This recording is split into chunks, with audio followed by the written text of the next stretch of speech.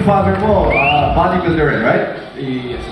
Anong ano niya, awards na buwan? If I'm not mistaken, he was like Mr. Philippines 3 times. He was part of the Philippine team during the late 70s. Alright, so nasa lahi niyo pa, no? Yung father mo, tapos ikaw ngayon, sana yung anak mo rin. Yeah, hopefully. What do you have to say about people, working out every day, ayaw nila huminto, addict na addict sa gym? Pwede ba yun? Araw-araw nag-training? O kailangan ba natin pahinga? Usually kasi ang body natin needs time for recovery. So, especially pag kunwari for legs, usually a week of rest for legs will give you more benefits than doing it every other day. So, sa lahat mo naman bagay, kailangan natin ng best para ma-recover mo. Alright, good advice from Reynold. Maraming salamat.